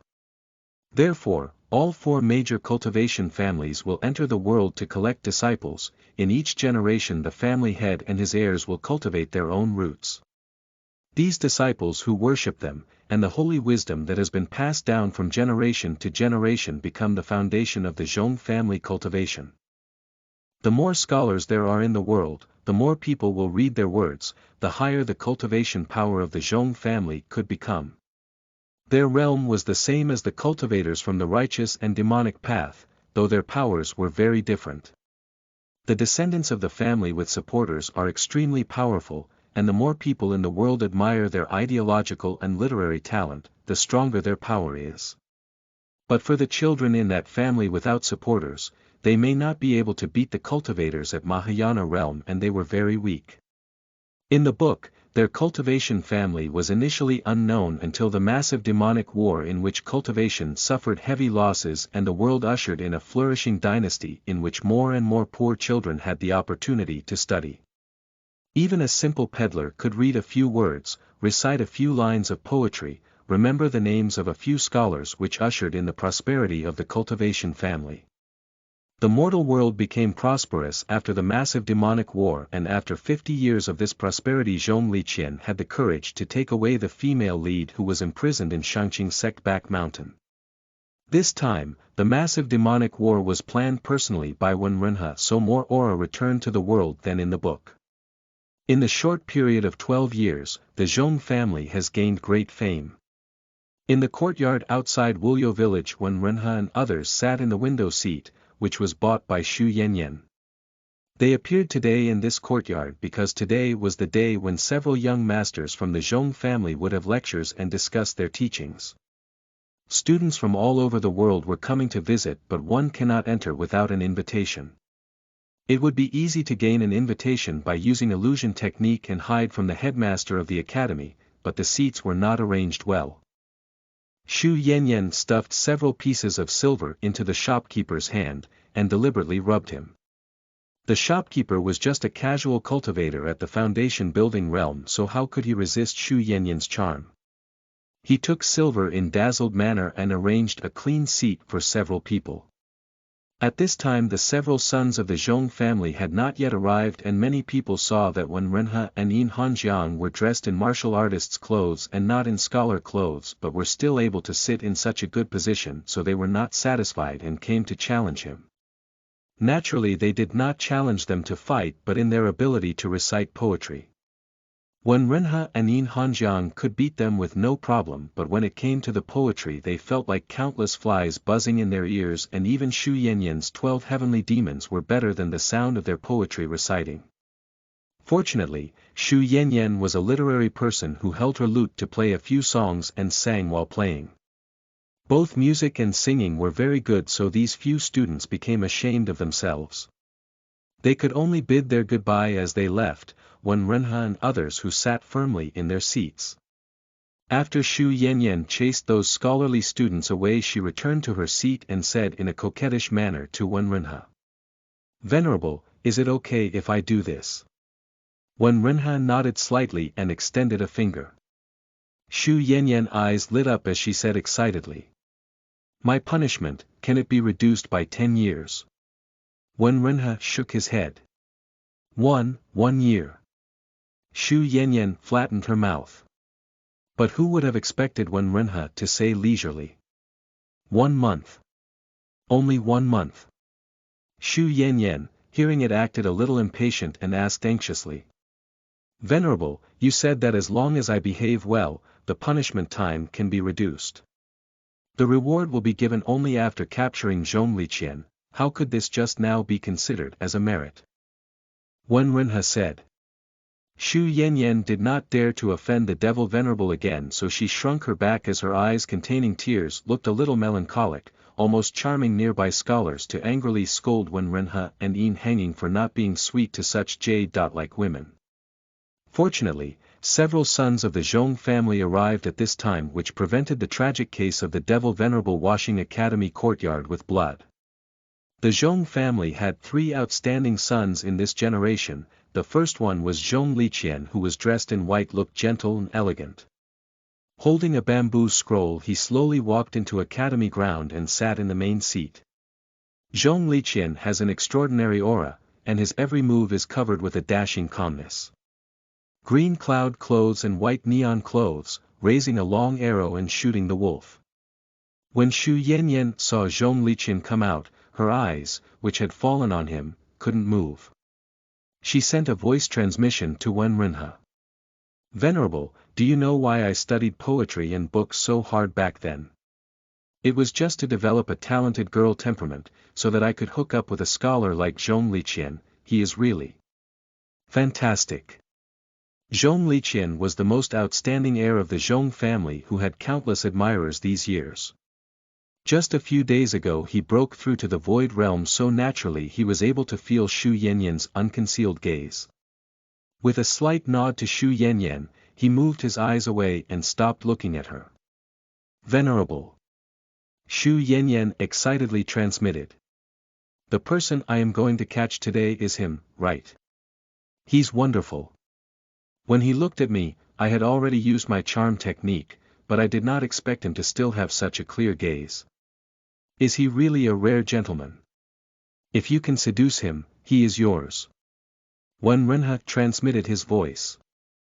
If Zhong Liqian could be attracted to Xu Yanyan, then he does not need to find him to attract the female lead. Wenrenhe did not want to make another He Wenchao, and he might as well wait for that ghost cultivator to grow up. Adding another 8 years would be almost the same. The best way was to use Xu Yanyan to see if this Zhong Liqian was the true gentleman or not. Zhong Liqian was followed by 2 other sons, one was Zhong Liheng and another was Zhong Lifei. Zhong Liheng was dressed in a plain green robe and looked very stable as he followed Zhong Liqian.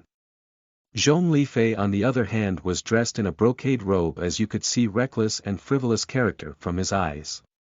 When Xu Yanyan carelessly looked at him, he even raised his wine glass to toast Xu Yanyan.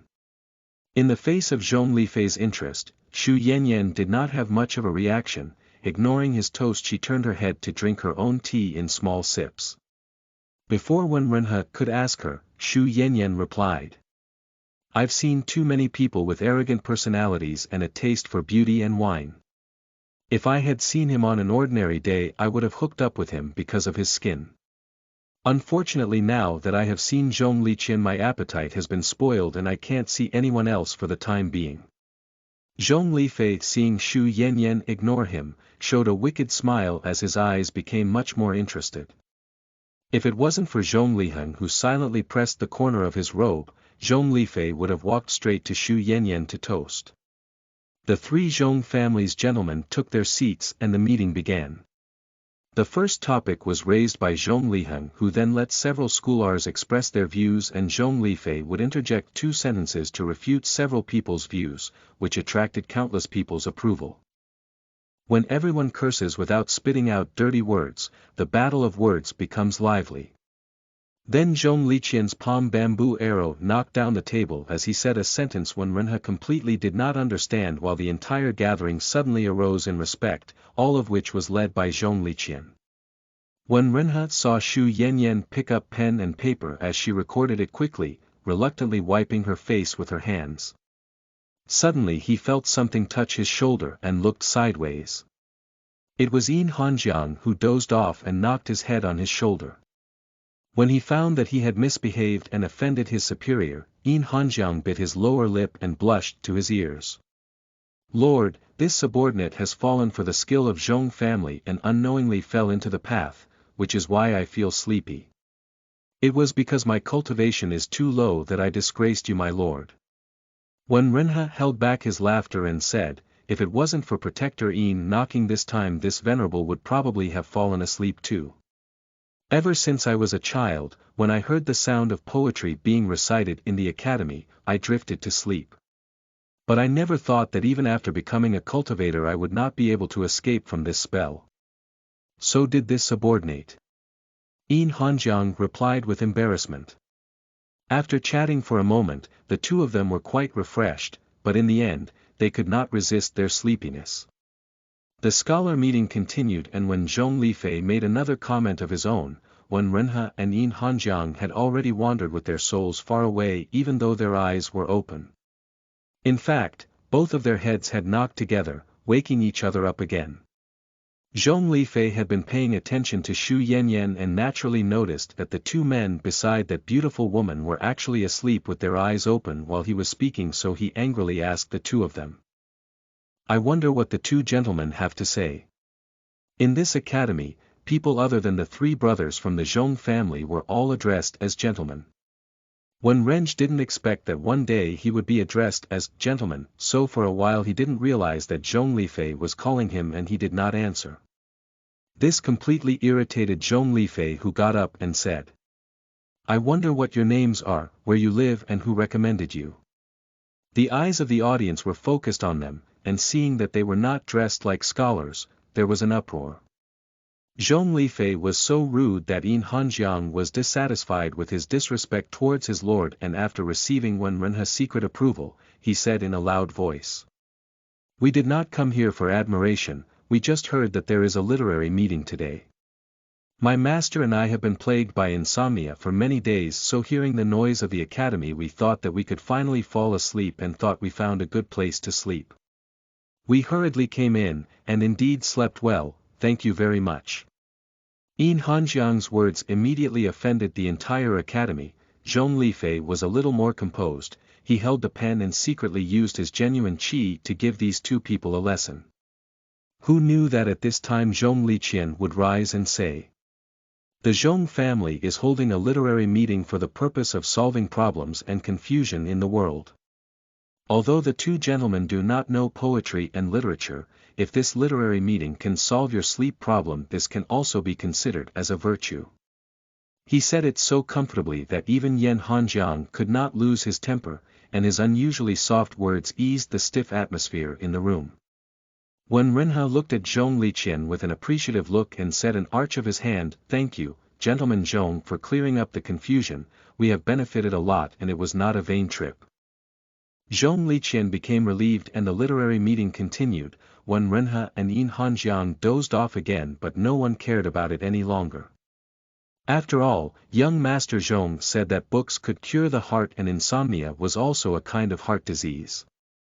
Protector Shu, I'm afraid you can't get your hands on this person. Wen Renhe transmitted. I didn't expect that there were real gentlemen in this world. Xu Yanyan looked at Zhong Liqian puffing her cheeks. Come to think of it, if I can't hook up with him, wouldn't it be more of proof that he is consistent with his words and actions? Such a person is good enough even just looking at them. Everyone in the room was praising Zhong Liqian except Zhong Lifei, who was sitting to the left of him, even with a little bit of malice flashing in his eyes. When Renhe accurately captured this malice and looked at Zhong Lifei thinking how to use this person in his plot. Suddenly, he saw a space abnormality above his head and a book looming in that space. The Devil Venerable suddenly thought of the way he received abusive love affair. Zhong Lifei, realizing the change in the space above his head, reached out to grab the book. Seeing that the book was about to fall in Zhong Lifei's arms, when Renhe casually picked up a book on the table and smashed it against Zhong Lifei's head just in time to catch the falling book. What are you doing? Zhong Lifei could not stand it anymore, slapped the table and stood up. My hand slipped and I accidentally threw two books over. When Renhe did not change his expression as he said to Xu Yanyan. Go and pick up those two books. He focused on the number 2, when the Lord orders, how could Xu Yanyan, whose punishment period depended on it, not listen? She got up and walked to Zhong Lifei, seeing his steeping on two books. Her eyes showed a dilemma as she said with some grievance. Sir, can you please give me away? She had tears in her eyes, which made people pity her. Zhong Lifei in front of the public, I could not act difficult to a woman. Seeing that Zhong Liqian was also looking at him, he had to remove his feet and let Xu Yanyan pick up the two books. After Xu Yanyan gracefully thanked, she bent down to pick up the books and saw that one of them was her own collection of poems and the other was a book as thick as a brick. She handed the book to Wen Renha and with some afterglow, she saw a few big words written on the cover of the brick-thick book, The God of Destruction, Volume 1. Edited by Ninja, proofread by Neo. Chapter 28. Bullshit. You are listening at novelfull.audio. When Wen Renha threw the book, he also used a trick to make it seem to the people like two books were thrown. He was a cultivator at the peak of the Mahayana realm, so it was easy to fool ordinary people. Zhong Lifei also did not notice that only one book was thrown over, only Zhong Liqian's puzzled eyes faintly swept over. He also saw the book cover, confirming that this book never belonged to the academy. So where did this book come from? The Devil Venerable had no intention of explaining. When he saw another book appear, he was no longer in mood to stay in this literacy meeting. He directly transmitted to Xu Yanyan. No matter what way you use, you must get Zhong Liqian out of the Zhong family's scope. If you do this, your punishment will be reduced by 99 years. The remaining year was considered to be given on account of 2 altar masters who soaked in the water prison and the 2 who were moved to her cold jade bed. 1 year was not a difficult task for Xu Yanyan. Her eyes lit up when she heard that her punishment could be reduced for so many years, so she immediately said, I will definitely live up to the trust of the Honorable Lord.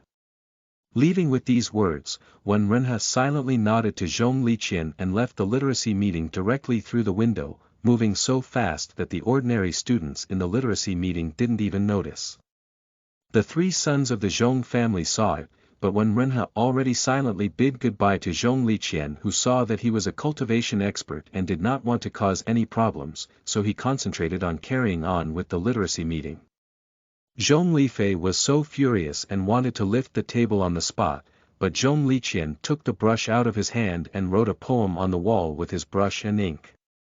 He was so graceful and elegant that even when he wrote the poem it looked inexpressibly spontaneous. Zhong Lifei, whose pen was taken away from him, knew that Zhong Liqian would not allow him to make any more noise, so he suppressed his anger, returned to his seat and took a sip of the wine. At the end of the literacy meeting, all of the scholars who visited today were very impressed with Zhong Liqian and were reluctant to part with him. Zhong Liqian told the crowd that students from all over the world were welcome at Wuyou village and they could come to talk about poetry and literature at any time. All of them were now happy to leave. Xu Yanyan, who secretly observed Zhong Liqian, got up and waited till the end. Seeing that Zhong Liqian was really ignoring her, she walked out of the academy courtyard slowly. After walking a few steps, she heard someone behind her call her. Girl, please stay here. Xu Yanyan laughed lightly, turned around and saw that it was Zhong Lifei. In her heart she thought that small fish was also okay. The most important thing was that she could use Zhong Lifei to trick Zhong Liqian so she could capture him. Then the Venerable will release her subordinates. For the sake of the whole forest, Xu Yanyan was willing to try the occasional roadside wildflower. Let's not mention how Xu Yanyan hooked up with Zhong Lifei. After Wen Renha took the book, he flew with Yin Hanjing to the deep mountain away from the Zhong family. Then laid a formation with Yin Hanjing guarding from the outside. He read the book at ease. The thickness of the first volume of The God of Destruction, Volume 1, was similar to that of Abusive Love Affair. You Are the Only One I Will Never Change, which was also a long book with more than 1 million words to read, so Wen Renha took out table and chair from his space so he could read it carefully. This was a thick book, so it took him 3 days and 3 nights without stopping to finish the book, and after reading it, Wen Renha had very mixed feelings. Strictly speaking, if this book was just an ordinary story, he would find it very interesting. Some of the plot elements make the blood boil, which makes him only want to clap for the protagonist. The protagonist of this novel was a male who lived in an ordinary town as a child. His father was unknown, and his sickly mother depended on him. The main character was the leader of his poor family and was highly respected by his peers, but the children of the rich families next to him often bullied him. The servants of this rich family also looked down on him. But the protagonist told himself that he would not bully others, and that he would definitely make a name for himself in the future. One winter day he went to the mountains to cut wood, and when he came home, the whole town was dead. The hero suffered a big change. Crying bitterly, he attracted the passing cultivator who detected he had the rarest spiritual roots, opening his road to immortality. He became everyone's beloved elder martial brother in the sect, but he always had a deep shadow in his heart and was always looking for the murderer of his family and friends. Master said that town extermination might be done by the demonic path, so they could cultivate some demonic path technique, so he vowed to get rid of the demonic path and defend the righteous path as he would cultivate hard in the future. After he advanced to foundation building, he went down the mountain and met the family that bullied him back then. The family was not exterminated because they moved their family before it happened. The protagonist taught them a hard lesson to avenge his past shame. Later, he became the leader and took in many younger brothers. These younger brothers include the common people who were not welcome to their own families due to being sons of concubines, a true cultivator who after a change of heart changed from demonic path to righteous path, and there were also senior people of the previous generation who have been engaged in a discussion with his peers. He was also fortunate to meet an ancient god who became his master and guided his cultivation. This master helped him overcome many crises, so he became very grateful to his master. He also met a variety of lovers. These lovers were willing to live together peacefully, and his eldest wife would take care of everything very well, so he respected his first wife very much. The first volume ended when he, with the help of his master, finally used a ruse to get rid of the suspected killer of his family who was master of the demonic path. But then he found a new clue, proving that the person who slaughtered his town was not the master of the demonic path but someone from the upper world. In order to find the enemy, the protagonist took his wife's best qualified little sister to fly to the immortal world. With this, the first volume was over. At the end it was written that for continuation of the plot of Immortal World, please check out The God of Destruction, Volume 2. There was nothing wrong with the story itself, but once the characters' names were mentioned it seemed to be too much. In the book The God of Destruction, Volume 1, the main character was called He Wen Chao, whose first wife was Purple Spirit Pavilion Master, who liked to mess with his unruly younger material sister Bailey Qingyao. One of his younger brothers was Zhong Lifei, and the master of the demonic path they killed at the end of Volume 1 was called Wen Renhe. This book was written from completely different angle than Abusive Love Affair. You Are the Only One I Will Never Change, which the same plot but from the perspective of Bailey Qingyao in Abusive Love Affair. You Are the Only One I Will Never Change, The God of Destruction, Volume 1, from the perspective of He Wen Chao completely changed the interpretation. For example, when Bailey Qingyao was imprisoned by the Purple Spirit Pavilion Master, who was about to marry, He Wen Chao pointed out that Bailey Qingyao had 7 deadly sins fate, and wherever she goes people would die and disaster will always follow her. In order to protect his beloved little sister, He Wen Chao shielded her in the back of the mountain, not letting others hurt Bailey Qingyao.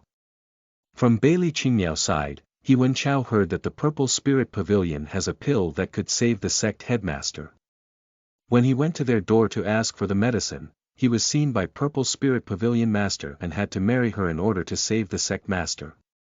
He also told Bailey Qingyao to be patient and not to make a scene, and locked her in the back of the mountain to keep her from ruining the wedding. Wen Renhe. Then the plot of Zhong Liqian saving Bailey Qingyao from the back of the mountains happened. From Bailey Qingyao, someone took her out from this sad place and she was very thankful to him. But from He Wen Chao's perspective, it was, oh, my God, someone is stealing the main lead wife, so let's get rid of Zhong Liqian, this hypocritical little white face. Wen Renhe. If he himself was not the mastermind and the master of the demonic path who was the last one to die, he would almost believe in this black and white story written in The God of Destruction. The title page of The God of Destruction, Volume 1, has a sentence that was almost the same as the one of the title pages of Abusive Love Affair. You are the only one I will never change, which was due to excessive plot holes. The plot was not recognized by the readers. Therefore, choose a character with the highest popularity among readers to verify the rationality of the plot, and make appropriate modifications. While The God of Destruction, Volume 1, was the plot gradually deviated from the original one and was no longer recognized by readers. Therefore, We choose a character who is most loyal to the main character to correct the plot holes that do not match the original. The god of destruction appeared above Zhong Lifei's head, so it seemed that he was the most loyal character to the protagonist. In the same way as Wen Renhe was the most popular supporting character in the text. Wen Renhe put the two books on the desk for reflection. The appearance of the god of destruction made him more and more sure that their world was real, and the characters had their own consciousness and ideas, not for any higher power to shift. One book was from the heroine's perspective of the world and the other was from the male protagonist's perspective. These two books were the projection of the same world from the eyes of two different people. If the protagonist was replaced by Wen Renhe himself, he was afraid it would be another very different book. In the eyes of Bailey Qingmiao, what Wen Renhe did in the Sea of Blood was to save her, but from He Wenchao's perspective he had a vendetta against him for destroying his family and taking his wife. But because his strength was a bit worse than Wen Renhe, in order to get rid of Devil Venerable who planned the war between righteous and demonic path, he trapped and killed Wen Renhe in the underworld Blood Sea with the help of his master who was living in his own divine consciousness, while also saving his little sister Bailey Qingmiao who was taken away by him. The story of He Wenchao in the God of Destruction seemed more sensible and reasonable than an abusive love affair. At least the reader could fully understand why He Wenchao did some things, but from Wen Renhe's point of view it was just a bullshit. Wen Renhe's palm landed on the God of Destruction and he said in a cold voice, "You want to try to use the underworld Blood Sea to kill this Venerable. This Venerable would like to see if you will have the ability to do so." He put away the two books, removed the array, and saw Yin Hanjiang who was guarding the outside and asked, "Has the Right Protector sent any new news?" The Right Protector sent a message yesterday that she has already captured Zhong Lifei and is about to use him to deceive Zhong Liqian. According to Zhong Lifei, Zhong Liqian's power is unpredictable, and he has immortal weapons to protect his body, so he is not easy to deal with. The Right Protector hopes that the Lord will help so you can capture Zhong Liqian together. Yin Hanjiang replied. Without speaking, Wen Renhe turned into a bloody light and together with Yin Hanjiang arrived at the foot of Kangdo Mountain in an instant. The Zhong family had a house outside of Willow Village. At this time Xu Yanyan lived in that courtyard and circled with Zhong Lifei every day. After warming up they would recite poetry and paint, living a very comfortable life. When Wen Renhe broke the formation and entered the mansion, Zhong Lifei was in the middle of love affair with Xu Yanyan. Seeing two people suddenly appeared in the room, he was shocked and was about to defend himself, when he saw a blood-red flower appear in front of him, then he immediately got lost in his mind. Right Protector, Wen Renhe holding a book in his hand said coldly. "Pull out his cultivation and make a puppet. We will use his soul to lure Zhong Liqian down the mountain." "Good." Xu Yanyan eyes lit up as she used her palm on Zhong Lifei Dantian, taking his nascent soul in a fast and ruthless and extremely skilled manner. You, Zhong Lifei was about to say something when his cultivation was destroyed by the viper-like beauty next to him. Edited by Ninja. Proofread by Neo. Chapter 29.1 Scorpion Beauty. You are listening at novelfull.audio. Lord. Xu Yanyan presented Zhong Lifei nascent soul with both hands to Wen Renhe. "Here you are." Wen Renhe did not look away. "Put on your clothes." He still underestimated the toughness of his Right Protector. He originally thought that Xu Yanyan would at least dress up to fight Zhong Lifei for a few rounds, but who knows, the Right Protector wrapped only in a thin blanket would make her move, and Zhong Lifei did not have even time to react. Zhong Lifei was also a decisive person. Seeing the other person move so quickly without giving him a chance to explain, he simply gave up his psychical body and nascent soul and let his soul leave the body so he could escape. But he never thought that the man in the black and the one with the sword would remain calm and rational no matter what happened in front of them. The man with the sword stopped Zhong Lifei's soul, not letting him escape. "Who are you? Kill me and the Zhong family will never let you go." Zhong Lifei's trembling soul said. "Is that so? Didn't you always think that the Zhong family didn't care about you even if you left home? Or that you were regarded as Zhong Liqian's stepping stone and they would send you to your death at any time? Wen Renhe asked. Zhong Lifei's soul became unstable after being told what was on his mind. People can lie, but the soul was hard to deceive, and the manifestation of the weakness of the soul let people see at a glance that what Wen Renhe said was exactly what was on Zhong Lifei's mind. During the conversation between persona and soul, Xu Yanyan already got dressed and gracefully got out of bed. If she did not hold Zhong Lifei's corpse with one hand, it would be a very beautiful picture. The words, viper-like beauty, were simply tailor-made for Xu Yanyan. Venerable, Zhong Lifei has revealed a lot of news these days. Xu Yanyan said. Whenever I showed good feelings towards Zhong Liqian, he would say that Zhong Liqian was a hypocrite who only wanted to exercise his power all day to oppress them. Concubine-born sons and children from branch families. This subordinate observed that Zhong Lifei hates Zhong Liqian extremely and deeply, which was not far from what Venerable said. You wicked bitch. Zhong Lifei's divine soul was filled with hatred and resentment, making the dark mist scatter around. So what if I am a wicked bitch?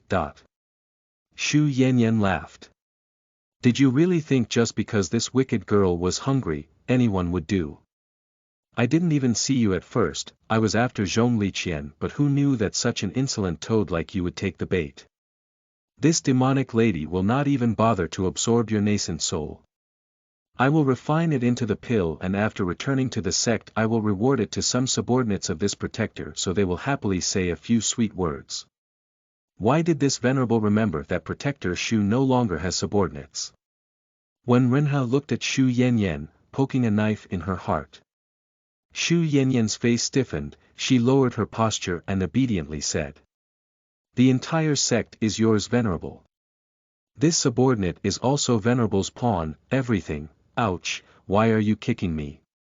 Standing beside Wen Renhe, Yin Hanjiang, who heard Xu Yanyan mention pawn, could not help but kick her in the knee. This venerable's subordinates are not pawns, you are this venerable right arm. Wen Renhe said to Yin Hanjiang. After hearing this, Yin Hanjiang withdrew his feet and nodded to Xu Yanyan saying. Pawn. Xu Yanyan. If she had known that Wen Renhe had survived the siege of 20.1 experts, she would have put aside her sadness about Qiu Zongshue's death and gone after the badly injured Wen Renhe first. It could not be helped, she missed her chance. Now she was just a fish in Wen Renhe's hand that he could cut at any moment. The right protector who could only bend and stretch said. Venerable, I will refine Zhong Lifei's body into a puppet. No, Zhong Lifei's divine soul cried out in pain. You.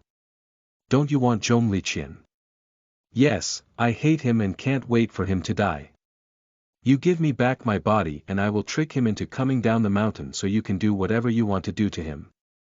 His nascent soul was gone, but he could still find a way to recover with some pills, but if his body was refined into puppet, Zhong Lifei would have no other choice but to become a ghost cultivator.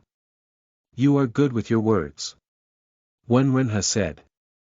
The Zhong Lifei in the God of Destruction was also like this, never hiding his hatred for Zhong Liqian in front of male lead, claiming he needed to kill Zhong Liqian to take over the Zhong family. He Wenchao was annoyed that Zhong Liqian stole his favorite little sister and liked Zhong Lifei, who was hostile to Zhong Liqian, and empathized his childhood hatred of being bullied by the sons of the good family toward Zhong Liqian, believing that none of the sons who grew up in this much-loved families were good and they were all bastards who lusted after other people's wives and daughters. In this way He Wenchao became the mastermind who helped the Zhong Lifei backstab Zhong Liqian, which eventually led to Zhong Liqian's downfall in fame and strength. Then Zhong Lifei, who successfully stole his reputation, killed him. This part of the plot, an abusive love affair, was never mentioned. It only wrote that Beili Qingmiao refused all Zhong Liqian's good intentions, instead insisted on being with her elder martial brother. Zhong Liqian was a true gentleman who then told Beili Qingmiao that if she met with trouble in the future she could come to Wuliu village to find him, and then left in disgrace. Zhong Liqian was never mentioned in the book after that, so who knew that after letting go of Beili Qingmiao he was killed by He Wenchao and Zhong Lifei? The most interesting thing was the comments about Zhong Linqian in the two books. Most of the comments in Abusive Love Affair were like this. Woo, Zhong Liqian is too good, he is a true gentleman who is hard to find. He respected and loved the female lead and was willing to accompany her. However, when Bailey Qingmiao finally chose He Wenchao, he was able to let go and tell her that Liqian will always be your way out. I liked him so much. The eyes of Bailey Qingmiao are useless and can be donated to the needy. Don't grow a pair of shimmering, big eyes for nothing. Every time the author writes that she looks at Wen Renhe, Zhong Liqian and Yin Hanjing, she uses the word shimmering. Now I'm going to get shimmering PTSD. Upstairs, cross out Yin Hanjiang, I don't want that one. Why do all of you want to cross out Yin Hanjiang? Why do I think this kind of illness that kills you while you are sick is so emotional? Zhong Liqian and Wen Renhe are two handsome men with different styles but with their own advantages. But in front of them, Bailey Qingmiao could still choose He Wenchao. Blind, really blind. In the days you will be tortured to death by He Wenchao, the organs you can't use can be given to those in need. Edited by Ninja, proofread by Neo.